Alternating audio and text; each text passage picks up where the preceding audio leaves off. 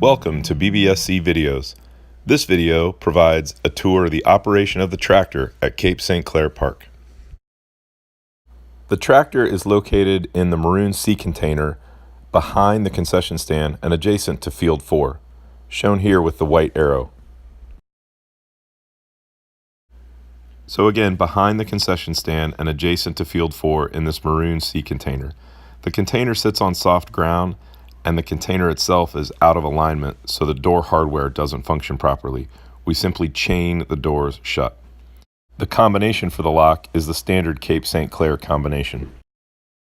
The hydraulics on this tractor do not keep the nails in the up position overnight, so each time that you start and before you back out, you'll need to raise the nails to the up position.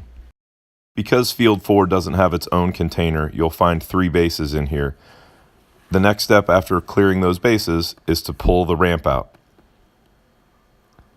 Then make sure to pull the ramp snug to the edge of the container. To start the tractor, this particular model requires the brake to be on. The next step is to turn the throttle to the rabbit position and pull the choke. Now you're ready to start using the ignition key on the right-hand side. Finally, push the choke back into the normal position. It's important to raise the nails before pulling this machine out of the container. You use the inside lever and raise the nails in the back. Again, the hydraulics don't keep it in the up position overnight, so you'll need to do this each time before you back this tractor out of the container. Unlike the tractor at Belvedere that has the forward, neutral, and reverse pedal on the left-hand side, this unit has the forward and reverse on the right-hand side of the tractor, forward to the left and reverse to the right. As is true with everything we do at BBSC, safety is our #1 priority. Please ensure you back out of the container slowly. Even with the nails in the up position and the tractor set up properly, at this spot at the bottom of the ramp, you may rub a little bit on the left-hand side as you back out. As you get to the field and get set up in your starting location, it's time to lower the nails. This is a 2-part process. The first part is manual, and then the second part uses the hydraulics. We'll walk you through both. For step 1, we rotate the brush away from the tractor, giving us access to the nail assembly. We'll need to remove a cotter pin on the left-hand side, as shown there. This will allow us to rotate left off of the 2 pins, drop it down, and then slide it back on to the 2 lower pins. Finally, we replace the cotter pin on the left-hand side on the lower pin.